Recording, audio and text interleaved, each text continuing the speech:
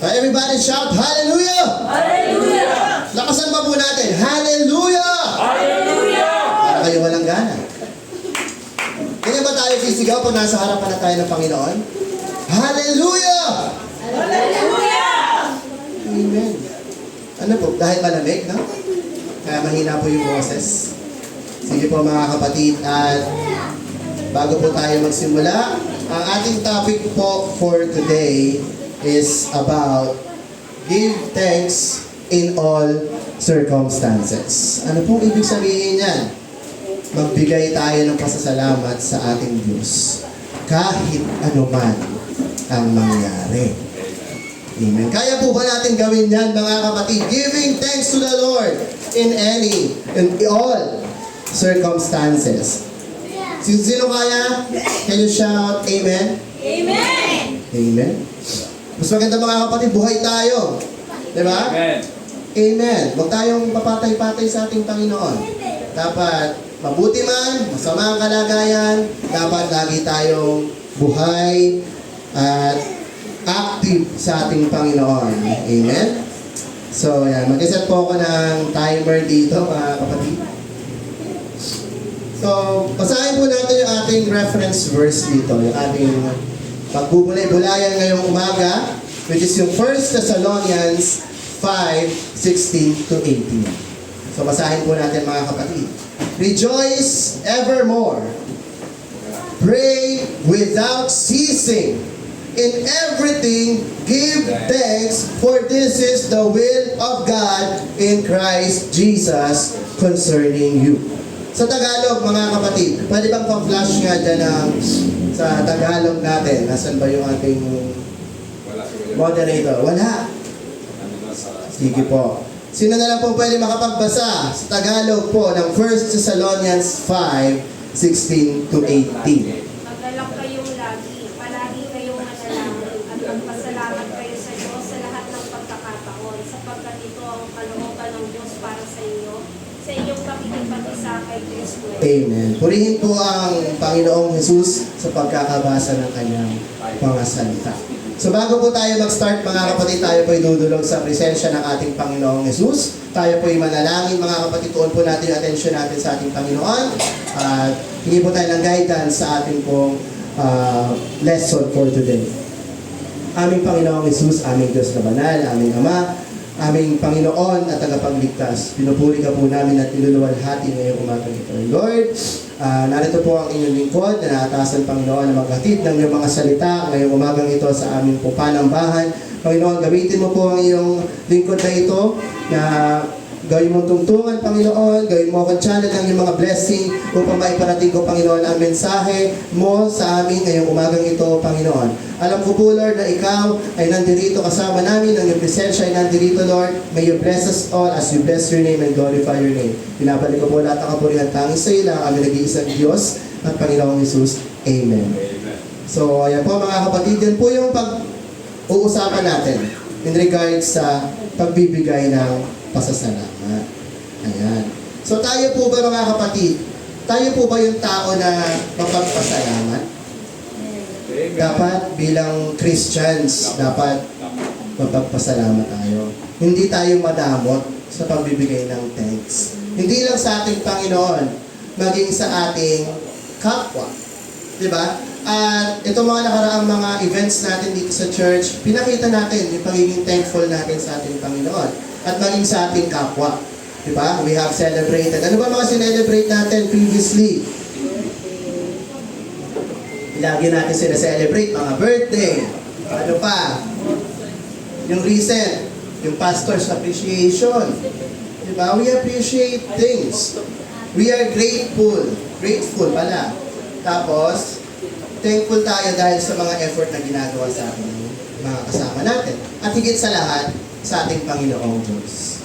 The moment na tayo ay sumamba, the moment na tayo ay umattend sa mga gawain tulad nito, we are thankful sa ating Panginoon dahil una, mga kapatid, binigyan niya tayo ng buhay. Diba? Marami pong mga tao natulog, hindi na gumising. Diba? Pero tayo mga kapatid, anong assurance mo nagigising ka sa umaga? Di ba wala? Di natin alam. Pinagkakatiwala natin yung buhay natin sa ating Panginoong Yesus.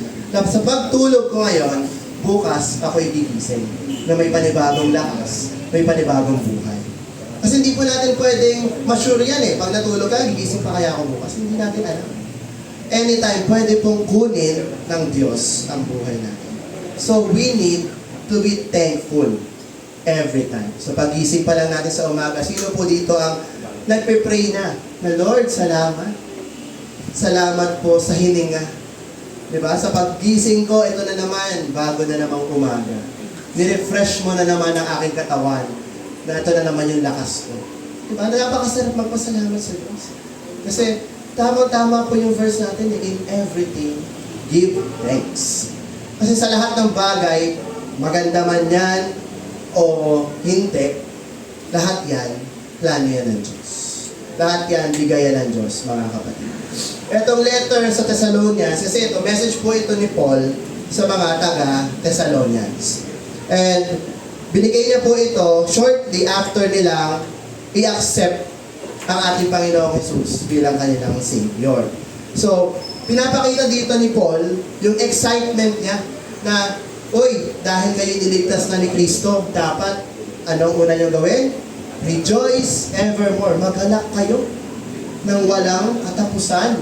Diba? Hindi pwedeng malungkot. Kaya nga lagi sinasabi ng mga pastor, walang Kristiyanong nakasimangot. Nakabangot. Lahat ng Kristiyano, masaya. Di ba wala naman tayong inaawit na ang buhay ng Kristiyano ay malungkot? Wala. Di ba? Lagi natin inaawit. Ang buhay ng Kristiyano ay masayang tunay. At tayo totoo yun mga kapatid. Amen. Wala pong Kristiyano na malungkot. Yes, dadaan tayo sa mga pagkakataon na yan. Sinusubok tayo ng Panginoon Diyos. Pero nandyan po ang galak na nasa puso natin. Dahil kasama natin ang ating Panginoon. At dahil meron tayong galak, napapangiti pa rin tayo kahit wala na tayong pera. Sino ang number one na problema ng tao, di ba? Ngayon? Pera. Kasi kung wala kang pera, wala kang pagkain. Wala kang mabibili. Hindi naman pwede na makuha ka lang ng noodles sa tindahan, di ba? Kailangan mo siyang bilhin. Kailangan natin pagsikapan. Pero mga kapatid, pinapaalala sa atin ng Panginoong Diyos na dapat lagi tayo maging mapagpasalamat sa lahat ng bagay. Sa lahat ng panahon, dapat lagi tayo magbigay ng pasasalamat sa ating Panginoong Diyos. So pinapaalala lagi dito ni Apostle Paul na hindi lang tayo magre-rejoice, but to always pray. Yan. So, dinidiin po dito ng Apostol Pablo na tayo daw ay dapat na manalangin. Sino dito ang nananalangin palagi? Amen. Di ba? Meron tayong prayer chain.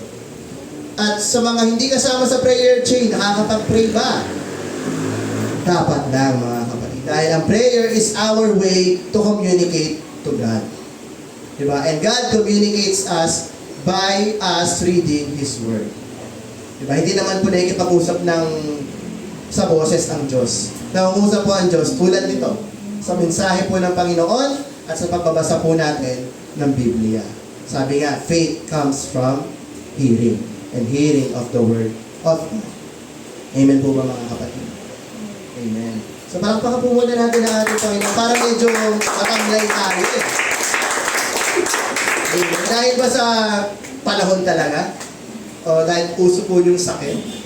Dapat ngayon, November, malapit na po yung inaabangan ng mga tao. Ano ba inaabangan ng tao? Pasko, no? Ano pa? 13th month. Ayan na. Ibibigay na yung bonus. Ibibigay na yung 13th month. So dapat lang magpapasalamat tayo, no? Kasi ito na yung time of the year na perfect for Thanksgiving. Di ba? Yun nga tinapi kanina ni Sister Gay about Thanksgiving. So, sobrang perfect po ng panahon na tayo magbigay ng pasasalamat sa ating Panginoon. And hindi lang po dapat kapag gantong season, ano sabi diyan, in everything. Amen? So, next slide tayo, mga kapatid. Sabi po diyan, God wants you to do 3 things. Ayan. Pero mamaya na po natin yan itatakel. So, sabi po dito, may kaibahan po yung thanksgiving at yung gratitude. So, ano po yung kaibahan? Diba sabi, pagpapasalamat pa rin naman yan, Kuya Mix o Brother Miguel. Ano mong kaibahan ng gratitude tsaka ng thanksgiving? So mga kapatid, balikan natin yung istorya about sa miracle ng Diyos. Nung siya ay gumamot ng 10 lalaki na may ketong. Naalala po ba natin yung istorya na yon? Mabasa po natin siya sa Luke 17. Yung 10 na tao na yon, pinagaling ng Diyos sa kanilang sakit, sa kanilang leprosy. Pero ilan po yung bumalik? Kung naaalala po natin yung storya. Di ba isa lang? Isa lang sa 10 na ginamot ng ating Panginoong Diyos. Isa lang ang bumalik. So naniniwala kami mga kapatid na yung 10 na yon, they are grateful na sila'y pinagaling ng Diyos. Diba? Nagpapasalamat sila. Thank you, Lord. Pinagaling mo kami. Pero iisa lamang po yung nagbigay ng thanksgiving sa ating Panginoon Diyos. Iisa lang. So, pwede po tayong mag-thank you, pero ang kaibahan po ng thanksgiving is ibinabalik mo siya. Kung sino man ang nagbigay sa'yo. Diba? Kasi minsan, nag-thank you lang tayo. Thank you, Lord. Pero hindi natin binabalik sa Diyos ang nararapat sa Kanya. So, dapat maging katulad po tayo nung isang tao na ginamot ng Diyos, na kapag tayo pinagpalaman o hindi, lagi tayong dudulog at babalik sa ating Panginoon Jesus. Amen. Wala po yan. It's never a question kung tayo ba'y dudulog sa Diyos o magpapasalamat. It is commanded and we should obey, that we should give thanks to the Lord. Always. Lagi po mga kapatid. Malinaw po ba na ang mensahe ng Diyos sa atin ay hindi lamang po tayo dapat maging grateful, dapat maging tayo thankful sa ating Panginoong Diyos. Kasi mga kapatid, minsan ang hirap magbigay ng pasasalamat. Alam niyo kung bakit? Lalo na pag ang buhay natin madali, ang buhay natin sagana. Minsan, na-magnify natin, na-glorify natin yung mga efforts natin. Na kung hindi dahil sa sipag ko, kung hindi dahil sa galing ko, kung hindi dahil nakapagtapos ako sa pag-aaral, hindi ko makukuha ng trabaho na to. And napakagaling ko. Minsan, yung sarili na natin yung nagiging bida. Yung nabibigyan natin ng thanks, yung sarili natin. Salamat, sarili. Kung hindi ka nagsikap, hindi natin mararating to eh. Pero minsan nakakalimutan natin kung sino yung nagbigay ng buhay natin, kung sino yung nagbigay ng talent natin, which is ang ating Panginoong Diyos. So dapat, mindset natin mga kapatid sa buhay natin, na kapag tayo ay magbibigay ng pasasalamat, we always consider yung ating Panginoong Diyos na siyang nagbigay ng lahat. Dahil tayo mga kapatid, yung mga binibigay natin sa Diyos, Kanya rin naman galing yan. Wala tayong pwedeng maipagmalaki. Yung effort mo, yung ministry mo, no. Hindi mo yan pwedeng maipagmalaki sa Diyos, kapatid. Dahil ito, ministry na ito ay ibinigay sa atin as a privilege. Binigyan ka lang ng Diyos ng pagkakataon na maglingkod sa Kanya. And kung ayaw mong maglingkod sa Kanya, kung sobrang yabang mo na, Lord, hindi ko na kailangan yan, kaya niyang kumuha ng ibang tao na hindi kasing talento mo na gamitin niya para sa ministry. Kasi ang Diyos hindi na mamili ng magaling. Ang Diyos hindi na mamili ng matalino, ng malakas. Anong pinipili ng Diyos? Yung mga may hina, yung mga mangmang, yung mga hindi magagaling. Bakit, mga kapatid? Dahil gusto niyang ipakita na siya ay Diyos and He can change anyone na gamitin niya for His presence. At lahat ng pasasalamat dun sa tao na gagamitin niya, lahat babalik sa Diyos. Kasi kung pipiliin niya yung matalino, sabihin na matalino, kaya ako lang naman nagampanan yan kasi alam ko na yan eh. Diba? Nai-gets no? Pero pag kinuha niya yung mangmang, tuturuan niya yun. Na kapag naging magaling yung mangmang, sasabihin ng sa kanyang sarili, salamat Panginoon, dahil tinuruan mo ako. Hindi dahil sa akin, kung hindi dahil sa iyo, kaya ako natuto. Amen? So mas naisip po natin mga kapatid na maging humble sa harapan ng Diyos. Wag po natin ipagmalaki sa Kanya yung mga na-achieve natin. Dahil alam niyo po ba mga kapatid na ang mga achievements natin, yung mga narating natin sa buhay. Oo, yes, it's an accomplishment in our lives here on earth. But in heaven, Wala po yung bilang. Ang tanging may bilang lamang sa Panginoon, yung mga nagawa natin para sa kingdom niya.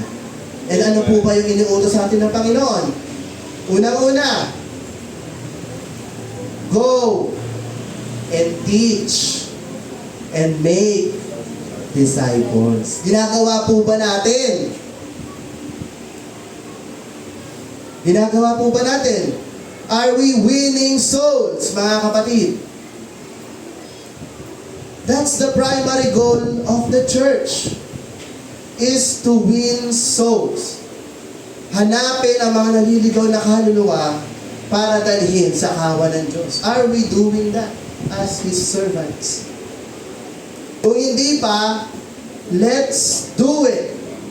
Huwag na natin hintayin pa na dumating tayo sa end game ng buhay natin na kung kailan tayo matanda na, kung kailan tayo uugod-ugod na, doon ka pa mag-share. Hindi ka na nga makalabas. Nung bata pa kung ano-anong inaatupa. Papakabisi sa mga bagay ng mundo. But, yung mga pinagkakabisihan mo, napagod ka, pero wala namang reward sa heaven. Alam niyo po ba, ang reward natin sa kalangitan ay hindi based sa nagawa mong ministry? Did you know? Ang reward natin is yung bunga. Tayo ay mga sanga na nakakabit sa ating Panginoon. At ang sanga na nakakabit sa Panginoon dapat nakikitaan ng bunga. Bakit nga ba ako napunta dyan?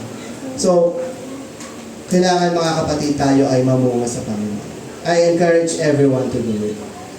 So mga kapatid, yung pagbibigay natin ng pasasalamat sa Panginoon, ang sabi dito, it's not just for all circumstance, but in all circumstance. Sa lahat ng bagay, sa lahat ng panahon. So, balikan lang po natin yung kaninang tinuro ni Sister Kay in regards dun sa Thanksgiving. So, balikan natin yung history. Yung Thanksgiving po kasi, nag-start siya. Ang Amerika po kasi is isang free land.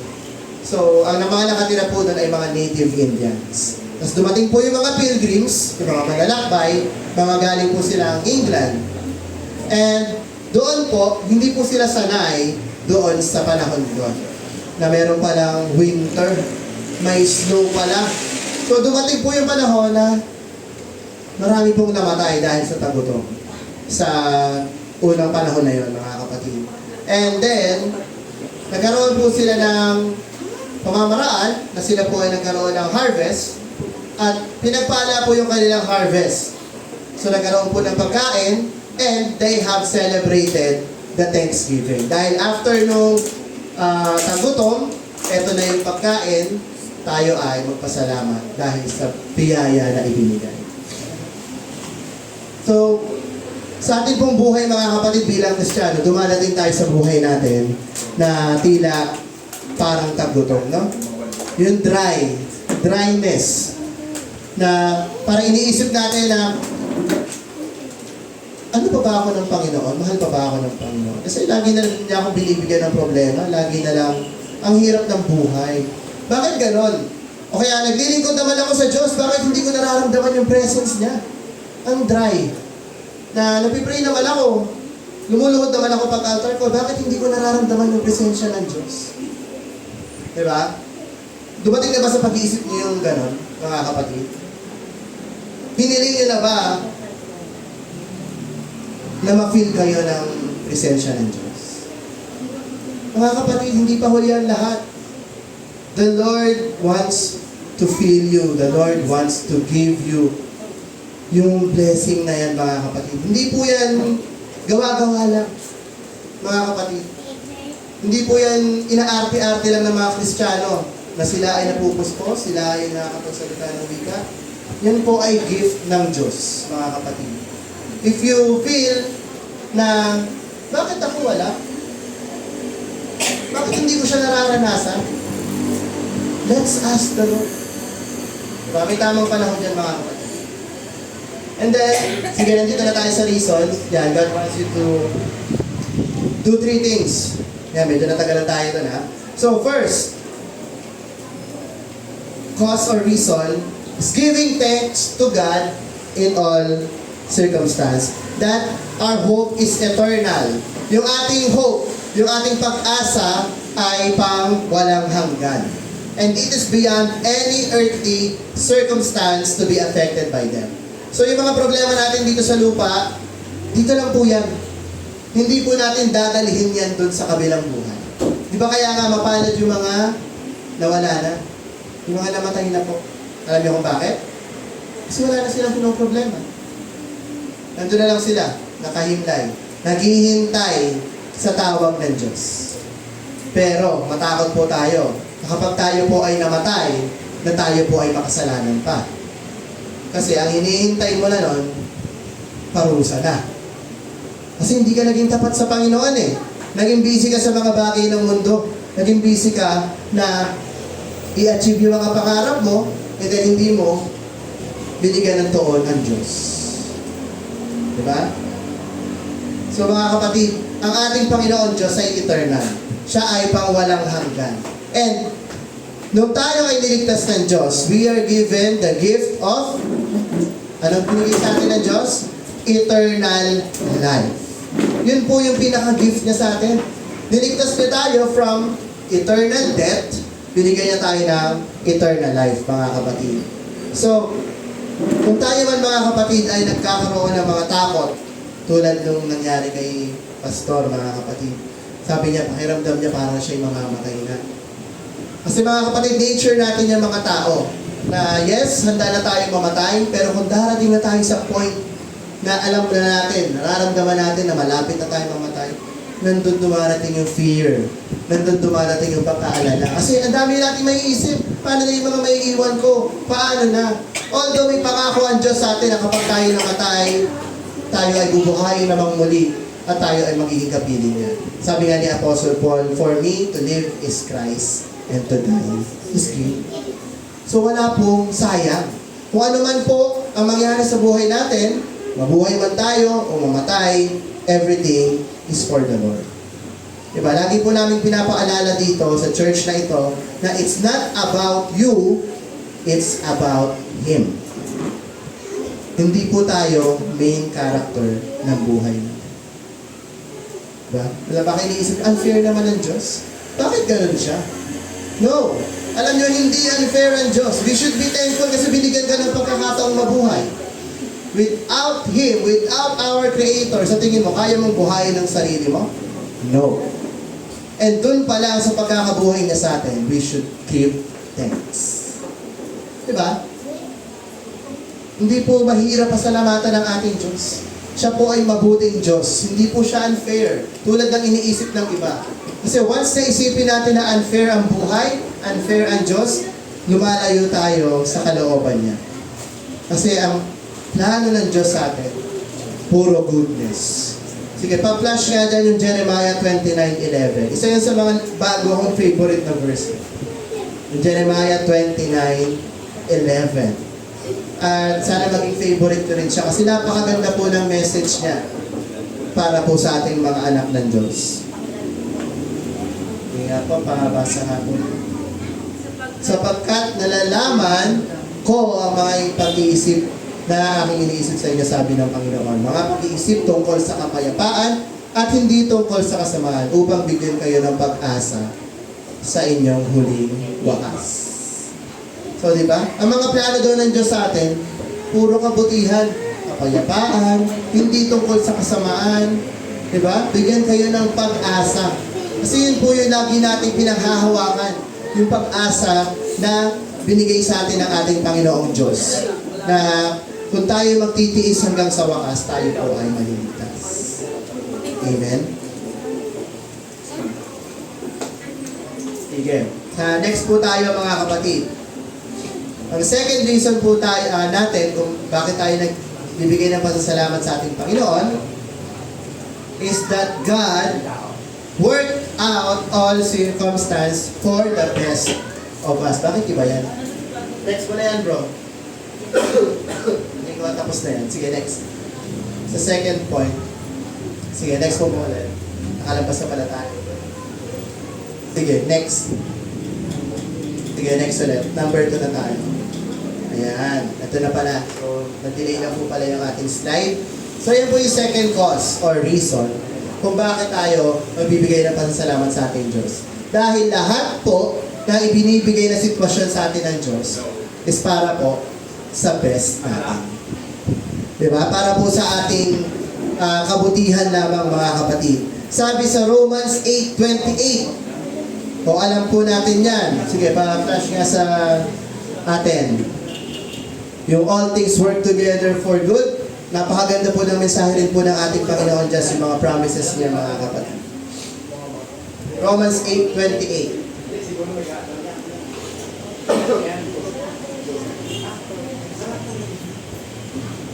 Sige po, nasa na yung ating Romans 8:28.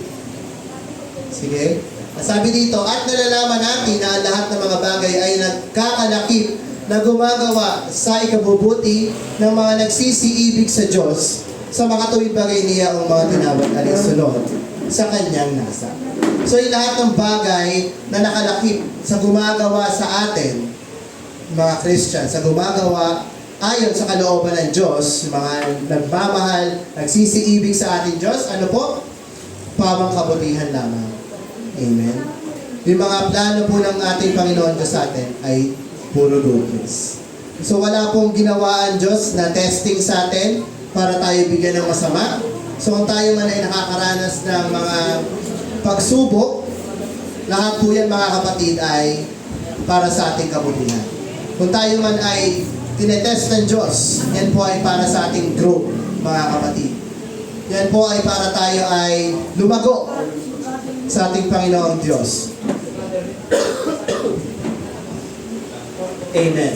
And then, mga kapatid, tulad din po yan sa ating mga magulang. So yung mga magulang natin, wala pong masamang magulang, mga kapatid. Naniniwala. Lahat po ng parents ang gusto sa mga anak, mabuti. Sabi rin po yan sa Bible, na walang isang ama na magbibigay ng ahas kung ang anak niya ay humingi ng isda, o magbibigay ng bato kapag ang anak niya ay humingi ng tinapay. So mga kapatid, kahit ang mga masasamang tao, mabait sila sa kanilang anak. Ganon din po ang ating Panginoon, na ang ating Diyos ay mabuti sa anumang bagay sa lahat man ng panahon, mga kapatid. Na kahit anumang po yung maranasan natin, kapag humiling tayo sa ating Diyos na mga bagay na gusto natin, siya po ay mapagbigay. Naniniwala po ba tayo ang Diyos natin ay isang mapagbigay na Diyos? Everybody say amen. Parang wala na po yatang naniniwala. Naniniwala po ba tayo na ang Diyos natin ay mapagbigay? Amen. Amen. Parang ang daming distraction, no? Focus lang tayo mga kapatid sa mensahe ng Diyos.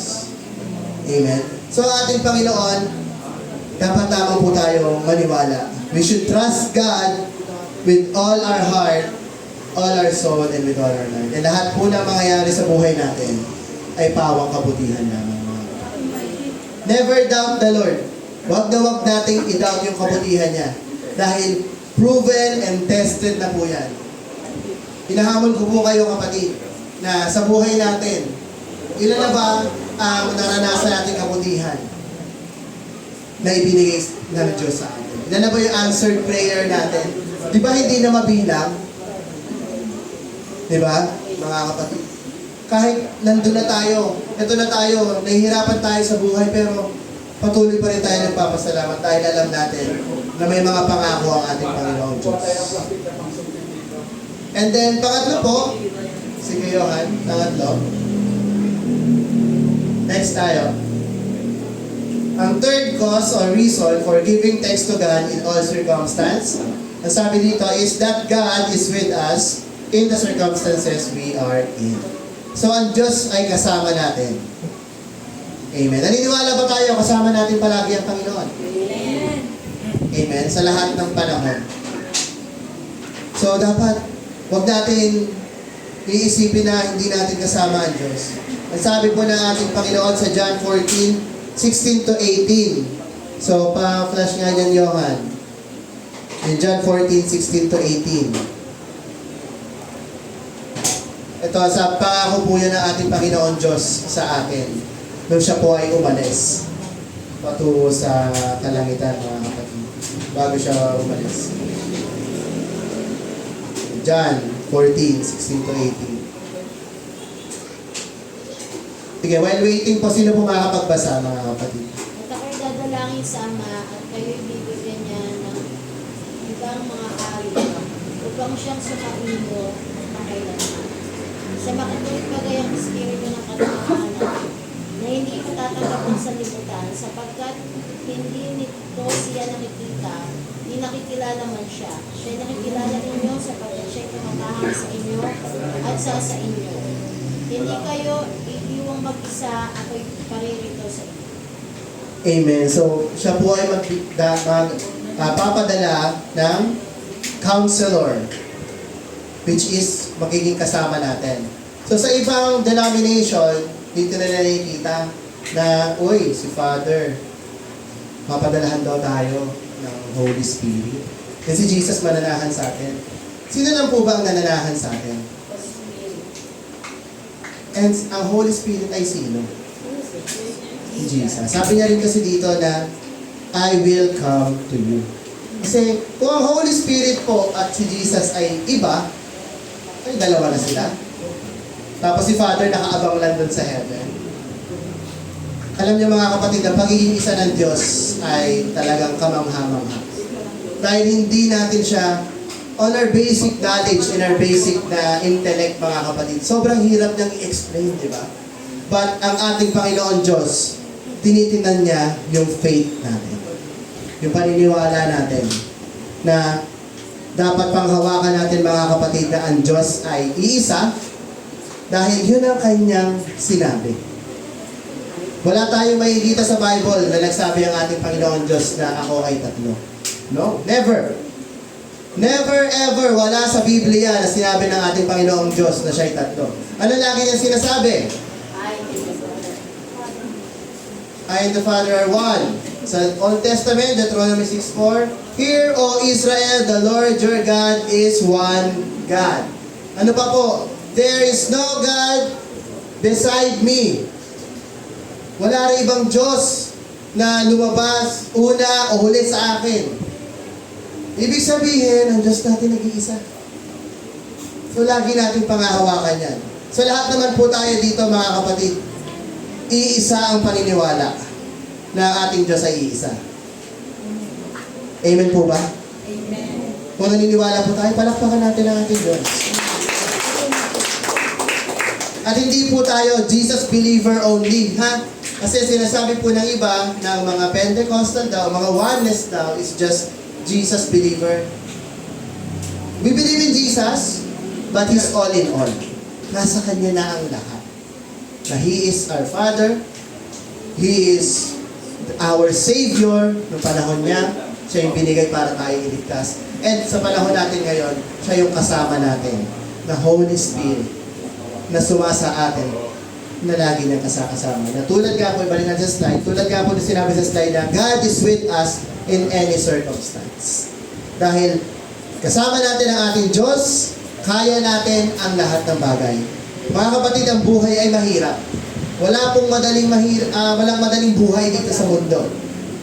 Lahat ng ginagawa natin, pinagtatrabahuhan natin. Ang lahat. Diba? Sa pag-aaral, wala pong nakakapasa ng hindi nag-aaral, na nagre-review. Siguro meron, iba, genius. Pero, kailangan niya pa rin po mag-take ng exam. Wala pong nakakapasok ng trabaho nang hindi nag-a-apply. Diba? Wala naman po nagsabi na, uy, magaling ako, tanggapin mo na ako. Kasi magaling ako dito sa Excel. O gawin niyo ako encoder. No. May application. Wala pong easy way. So, sa lahat ng circumstances, mga kapatid, dapat lagi natin bigyan ng papuri at pasasalamat ang ating Diyos. And there are some reasons or causes for us to thank God in our circumstances. Pero meron din pong mga effects or benefits yan sa ating buhay as we thank God. So, sige, next slide na tayo dyan. Yung mga effect. Sige, next slide. The first effect na mangyayari kung tayo ay thankful sa ating Diyos, ang sabi, thankful heart will produce grateful words. Ayan. So kung tayo daw ay mahilig magpasalamat sa ating Panginoon, ano yung lalabas sa bibig natin, sa labi natin? Puro mga magagandang salita. So pansin nyo, yung mga taong palamura, ang laman ng puso nun, puro galit, puro hinanakit, brokenness. Sila yung mga broken, depressed, at wala nang ibang bukang bibig, puro mga masasamang salita. So tayo bilang mga Christians, kung tayo may thankful heart sa ating Panginoon Diyos, kung ano po yung abundance ng nasa puso natin, lumalabas sa bibig natin. Tayo po ba yung laging pagbigyan tayo ng kapala, uy, thank God, uy, praise the Lord, o nahihiya tayo, wala ka rin tayo ng blessing. Ay, dapat mga kapatid, we should be vocal. Alisin na po natin yung hiya. Kasi mga kapatid, nakita natin kung gaano tayo kamahal ng Diyos. Pag tayo binless ng Panginoon, hindi po masama na mag-give thanks tayo. Dahil nararapat lamang po yung pasasalamat sa Kanya. Kung may mga achievements tayo, yes, we can give thanks to the Lord. Pero wag naman po natin sobrahan na tayo na po yung mag-glorify. Na pag nag-post tayo, baka sabihin naman, yabang naman ito. Let's always point to the Lord. Na siya lagi ang bigyan ng glory. Ako po, naging practice ko na po yan. Kasi aaminin ko po mga kapatid, mga bata-bata pa po ako. Lagi po akong mahilig na mag-take ng glory sa sarili ko. Na kapag may achievements ako, pag sinabihan ako, ang galing mo talaga, brother Ray. Oo nga galing Mali po yun mga kapatid. Dapat lagi natin sasabihin kapag tayo napupuri ng ibang tao, lalo na pag about sa paglilingkod natin sa Diyos, sabihin natin, yes kapatid, glory to God. Kunyari, pinuri tayo, kunyari si Ate Jo, nasabihan siya na, Ate Jo, ang galing mo mag-worship dito, ang galing mo kumanta. Dapat lagi natin sasabihin, glory to God, gift niya ni Lord sa akin. Diba?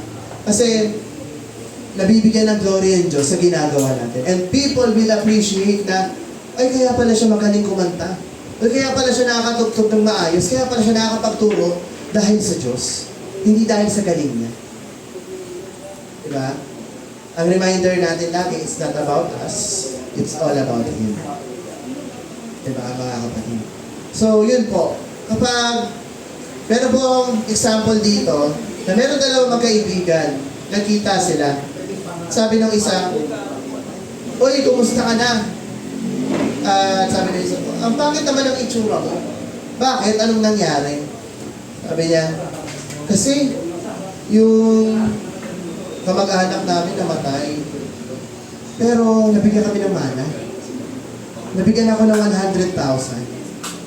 Sabi ng isa, ayos nga yun nabigyan ka ng 100,000. Bakit ka malungkot? Sabi nung malungkot. Kasi, alam ko milyon-milyon yung pera niya Bakit 100,000 lang yung binigay sa akin? Ang liit naman. Kaya, ayan, malungkot tuloy ako. Sabi nung isa, okay na yan. At least nabigyan. So, tingnan niyo yung mindset ng dalawang tao. Yung isa, okay na siya. Kahit sa maliit na halaga na naibigay. Wala ka namang pinuhunan Hindi ka na nagpagod. Diba? Yung isa, nangihinaya kasi greedy. Hindi siya mapagpasalamat sa kahit anong bagay. Mga kapatid, minsan dumarating din sa buhay natin yan. Na minsan, binibigyan tayo ng Panginoon, and then, ang tendency natin, titingnan din natin yung binigay sa iba. Minsan nangyayari sa mga Christmas party, no? Pag may exchange gift, di ba? Common yan Lalo na sa mga bata, di ba, ang sinabi, 50 pesos, okay, 100 pesos ka lang. Tapos, nakuha mong gift, halagang 70 lang. Tapos binili mo 100. Sabi, ano ba yan? Imbis na maging masaya ka dun sa gift mo, kinumpute mo pa, kulang to. Bakit 70 lang to? Binigay ko 120 pa nga Sobra pa nga. So mga kapatid, tinuturuan tayo ng Diyos na maging mapagpasalamat. Maliit man ang makuha natin, o malaki man, dapat, we always give thanks to Diyos. Kasi, di natin alam mga kapatid, we are being tested. Alam niyo ba na bilang katiwala ng Diyos, dapat kakatiwalaan muna tayo sa mga maliliit na bagay. Bago tayo bigyan ng mga malalaking bagay na responsibility. Naniniwala po ba tayo mga kapatid? Kasi naniniwala ako mga kapatid na pagdating ng panahon, itong church natin, di ba ang liit? Hindi ba kayo naliliitan? O okay na tayo dito? Sa akin mga kapatid, hindi. Hindi ako okay. Dahil ang plano ng Diyos, sabi nga sa Jeremiah 29:11, ang plan sa Diyos natin is great. We should aim greater, mga kapatid. Dapat wag tayo makontento lang sa mga bagay na ito. And I know, if the Lord wills, the Lord will do. Mga kapatid. So, dapat we should be always thankful. At huwag tayo yung magiging mga sour grapes nga na sinasabi na ang asim ng mukha.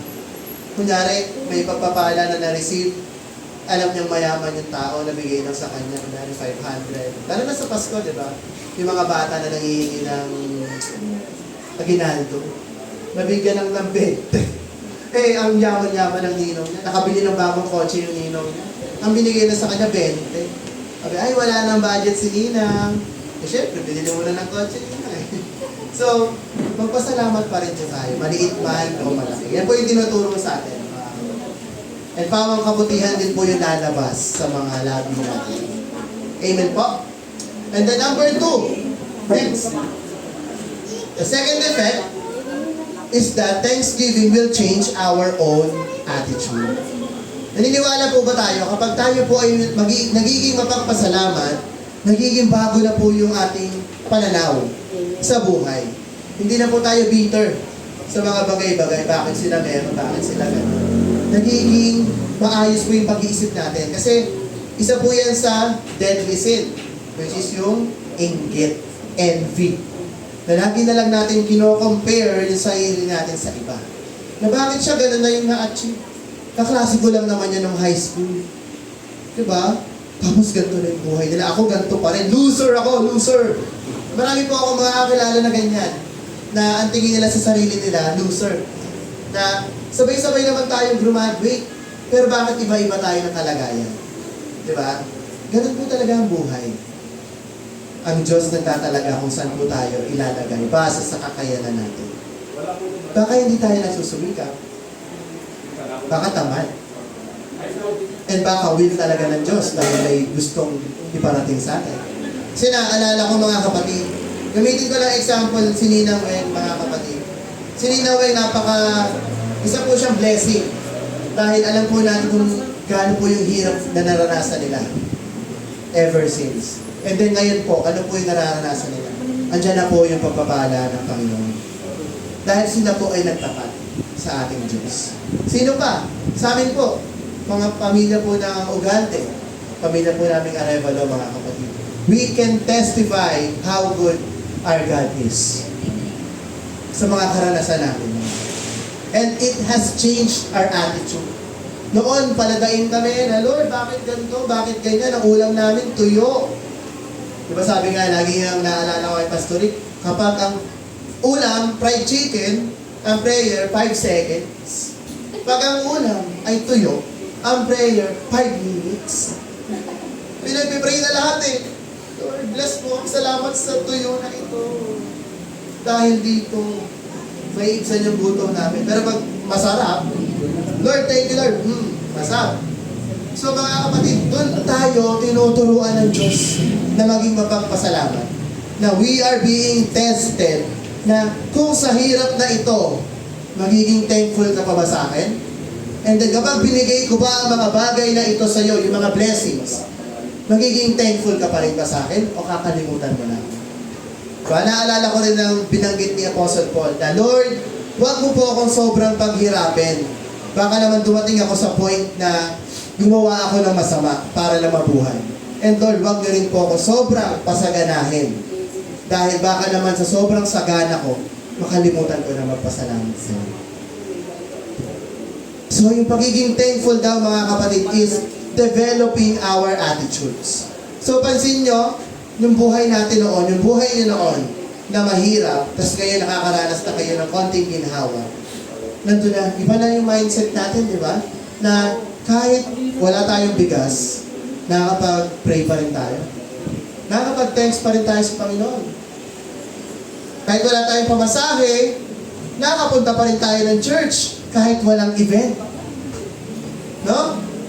Kasi, pansin ko, kapag every first Sunday, ubos ang tao. Bakit? Papagod kaya? Kasi nag-celebrate ng fourth Sunday. Ilipat na lang kaya ulit natin yung celebration, no? Gawin natin first Sunday. Para first Sunday, madami ulit. Nakakalungkot lang. Kasi, ang totoong Thanksgiving, binabalik natin sa Diyos. What is His word? Worship din natin yan eh. Yung pag-attend natin sa mga gawain tulad nito, it is our worship to God. Naniniwala kayo? Kasi we show Him that He is worthy to be praised. He is worthy na tayo nandito, present. Kahit presensya mo lang, attendance lang. Our Lord God appreciates Him. Diba? Sabi nga ng Diyos, kung wala magpupuri sa akin, kaya kong buhayin ng mga bato para magpuri sa akin. And mapalad tayo mga kapatid kung tayo ay nandito. Dahil dito tayo, ibig sabihin, pinahalagahan natin ang ating Panginoon Diyos. And we are giving thanks sa binigay niyang buhay sa atin. Sa oras na binigay niya sa atin. Ano ba naman yung 3 hours? Minsan nga less than 3 hours na nga tayo nagsaserve. Mga kapatid, huwag na tayo maging tanga. Diba? This is a call for everybody. Kasi, nagiging culture na siya. Alam niyo ba na the moment na isang bagay na ginagawa natin ng paulit-ulit, sa loob ng 3 times, nagiging siyang habit. And once na naging habit, pag ginawa pa natin yung habit na yun ng paulit-ulit, nagiging na siyang culture. Kung habit natin ay maging absent, mahahawa yung iba natin kasama. So, bilang mga tapat na Christians, tayo mga kapatid, let's always be present. And nagpapasalamat ako dahil may mga kasama tayo na uma-attend in time. Marami na po nag-improve, mga kapatid. And I'm thankful sa ating Panginoon because of that. Na may effect naman yung ating mga pinag-aaralan. But I'm thankful but I'm sad dahil sa mga nakikita rin natin mga nangyayari. So mga kapatid, it changes our own attitude. So, let's always be thankful. And next, pangatlo, third effect. Ang sabi dito, yung Thanksgiving outlook often determines your outcome. Kung paano ba natin tinitingnan yung ating pagpapasalamat sa ating Diyos. Bigyan ko kayo ng example mga kapatid. Para mas maintindihan natin siya ng mas maigi. Sa mundo ng corporate world, sa mga nagtatrabaho sa BPO, sa opisina, marami tayong ginagawang task. Di ba? And most of the time, pag nag-take in tayo ng calls, ano ba ang goal natin? Ma-resolve, maayos yung mga problema.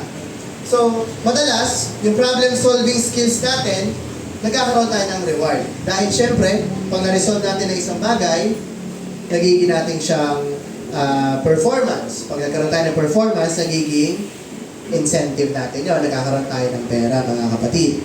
Pero, habang tumatagal, kasi ito nakita ko nature sa mga BPO na ang mga ahente, instead na tumulong sila out of their genuine heart na tumulong sa kapwa, ang tingin na lang po nila sa mga customers nila ay number na lang. Ay stats kita, ay performance kita. Pag na-assist kita, magiging survey kita, sisat kita, at pag maganda yung performance ko, magiging kita ang incentive at pera kita. So hindi na po sila tumutulong ng bukal sa kanilang puso dahil natabunan na po sila ng pag-iisip na ang mga customers nila ay nagiging part na lang ng trabaho. Ganyan din po sa paglilingkod natin sa Panginoon. Yan po yung danger ng paglilingkod natin sa Panginoon. Na minsan, naglilingkod na lang po tayo dahil, bakit? Ay kasi hahanapin ako ni pastor. Ay kasi kailangan kong umattend. Dahil pag hindi ako umattend, nakakahiya. Ala, bakit ganon? Dapat ang mindset natin mga kapatid, a-attend ako dahil mahal ko si Jesus. A-attend ako dahil gusto ko maranasan ang presensya ng Panginoon ngayong araw na to. Dahil 6 days na nga akong nagtatrabaho, pagod na ako sa buhay ko. 3 hours na lang ilalaan ko sa Panginoon. Ibibigay ko para sa Diyos. Magiging maaga ako, magpiprepare ako, at magiging attentive ako sa mga program sa church. So mga kapatid, based yan sa outlook natin. Kasi kung ganun po yung mindset natin, sigurado, pagpapalain tayo natin. Naniniwala ba kayo mga kapatid? Kasi ang Diyos natin, hindi lamang po siya Diyos ng suffering, He is also a God of blessing. Kaya nga sabi, in everything, give thanks. Diba mga kapatid? Sa lahat ng bagay, in suffering, in blessing, we always give thanks. So laging pinagpapaalala po sa atin doon sa verse natin kanina. Ano sabi? Ito naalala po natin.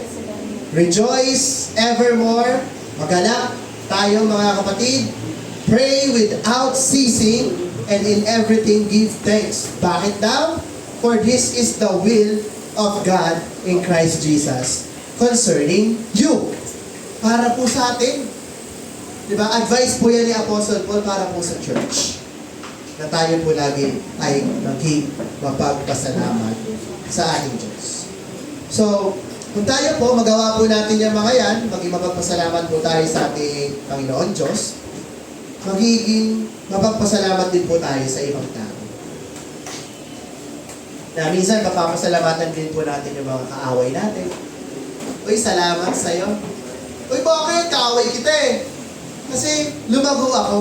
Natuto akong maging mapagpasensya dahil sa'yo. Kahit na nakakairita ka. Kahit gusto na kitang saktan. Pero pinipigilan ako ng Panginoon. Dahil naalala ko yung sabi ng Diyos, love your enemy. So thank you sa'yo. Dahil may natutunan na naman ako. And lalo na pag pinagpala tayo ng Diyos. Na, thank you Lord sa blessing. Kailangan ko talaga. Sobrang perfect ng timing mo.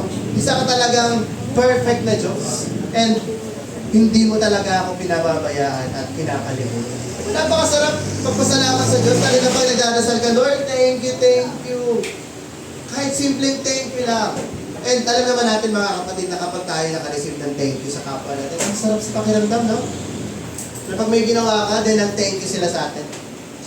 Glory to God. Huwag lalaki yung ulo, ha? Huwag papapantid yung tenga pag nag-thank you sa inyo yung mga kapatid natin. Always set your mind na it is all for God. Na thank you sa Panginoon at ginamit mo ako na maging blessing sa kapatid ko. Diba? Ganun po lang yung maging mindset natin. At kapag naging ganun po yung mindset natin, we will learn how to grow. And next na po natin yan, grow. Sige, next. There. Lalago po tayo mga kapatid. Kung tayo mga taong mapagpasalamat, we will grow. So grow. Kung tayo sa G. Ano ba yung G? Give yourself to others. So marunong na po tayo magbigay. So hindi lamang po tayo mapagpasalamat, marunong na rin tayo magbigay. Dahil alam natin na ay, ang sarap pala magpasalamat. So, I will share it. Magbibigay din ako. Hindi lang sa Diyos, pati sa kapwa ko. Amen po ba mga kapatid? Willing po ba tayo maging mapagbigay? Amen. Dapat lagi po tayo mapagbigay. All forms of giving. Giving financially, gratitude, giving ng advice, di ba? Ano pa? Serving others. Isa rin po yun sa magandang maibibigay natin. sa kapwa natin is to serve people. So, kahit na ang tao na yun doesn't deserve yung ibibigay natin, just give it para po sa ating Panginoon. Para sa glory ng Diyos. Kasi isipin natin mga kapatid, hindi tayo deserving ng kaligtasan. Wala pong deserving na tao na iligtas. Pero ano ginawa ng Diyos? Ibinigay niya ang kanyang buhay, kanyang bugtong na anak, para maligtas tayo mga kapatid. And then, next are reflect on God's goodness. So, sa pagpapasalamat natin mga kapatid, hindi kayo lagi ko sinasabi kanina, na hindi lamang po tayo nabibigyan ng pasasalamat, ng papupuri, maging ang ating Diyos. Tayo po ay mga reflector lang ng ating Diyos. Ang liwanag ay galing sa Diyos. Ano sabi ng Diyos? We are the salt and light of the earth. Diba? Naniniwala po ba tayo? Tayo ang liwanag at ang asin ng mundo. Na ang liwanag na nanggagaling sa atin ay hindi talaga galing sa atin. Ito po ay nire-reflect lamang po natin ang liwanag na galing sa Diyos patungo sa mundo. Amen? Agree po ba tayo mga kapatid? And dapat lagi po tayo maging ilaw at liwanag ng ating mundo, mga kapatid.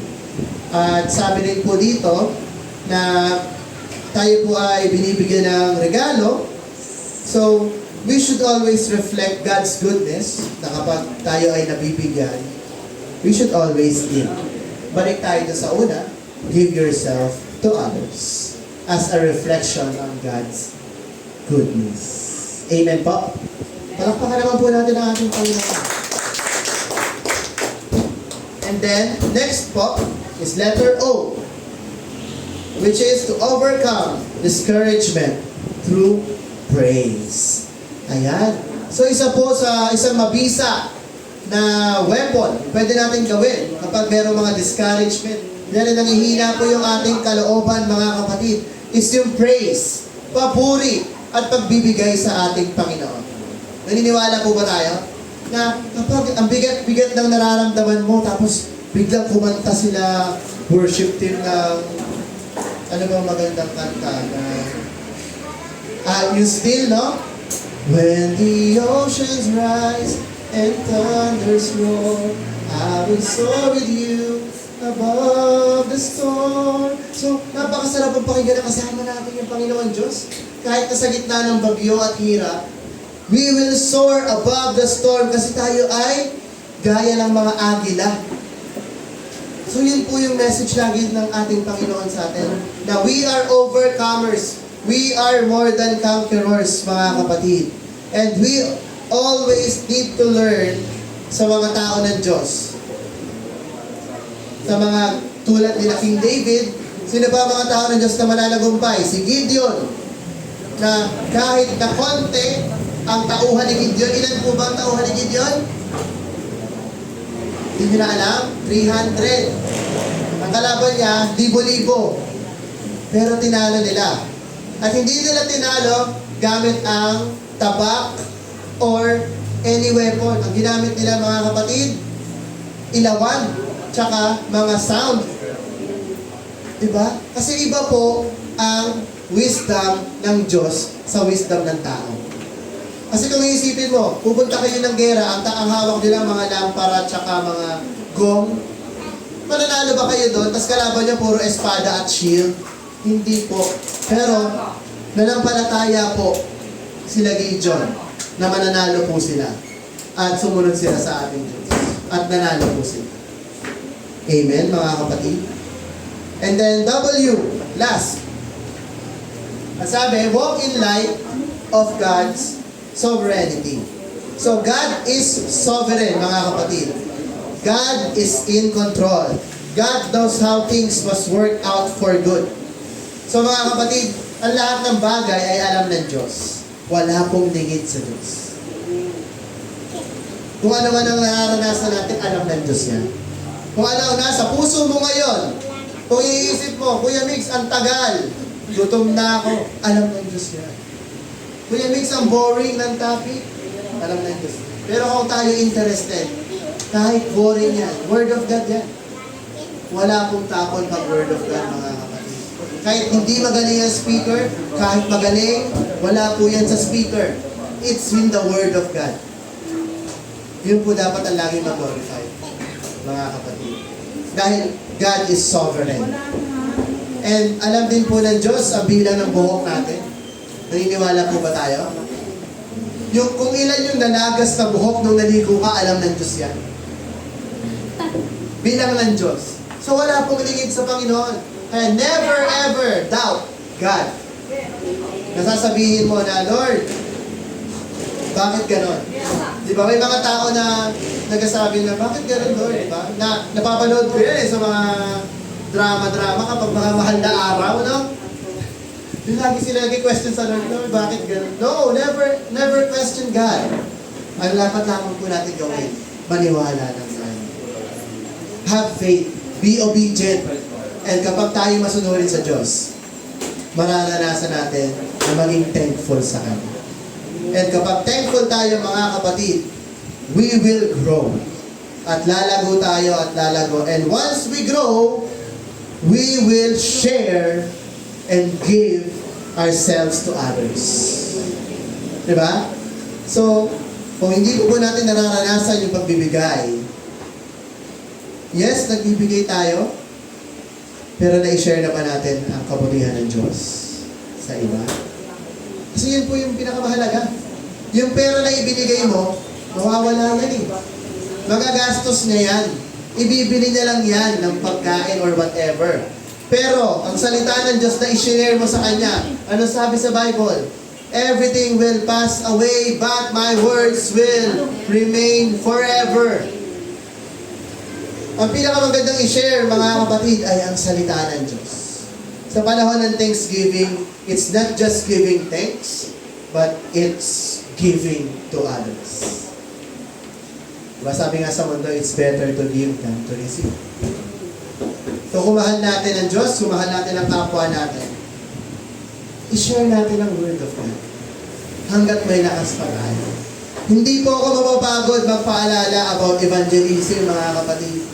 It's a part of our ministry. Yes, nandiyan ang teaching, nandiyan ang preaching, nandiyan ang discipleship, but evangelism, andyan yan. It's a part of it. Hindi lamang po tayo mabubuhay lang sa preaching, hindi lamang po tayo makakontento lang in teaching, but we need to be obedient in all aspects na binigay ng Diyos. Alalahanin niyo, mga kapatid, ang totoong Kristiyano, may bunga. Ilan na ba ang bunga mo? Ilan na ang naidala natin sa Diyos? 0 ba? Ilan na? Ilan na? Baka sabihin ng Diyos pagdating natin sa langit, oh, ilan ang nadala mo? Lord, wala. Payag kayo? Haharap kayo sa Diyos? Haharap kayo sa Panginoon mo na nagligtas sa'yo? Na wala kang dala-dala? Huwag tayong makontento kung ano nang nararanasan natin. Mag-share. Wala pong mawawala if you share the Word of God. Hindi pa huli ang lahat. Wala pa naman tayong terminal illnesses dito, no? Na may tanim na yung mga buhay natin. Ang nalakas pa natin. Ang dami-daming pagkakataon na ibinibigay ng Diyos. Alam niyo yung ibang church, kaya sila lumalago? Because they never stop sharing. They never stop. Diba? May mga nakikita pa rin ako na nagsishare sa palengke.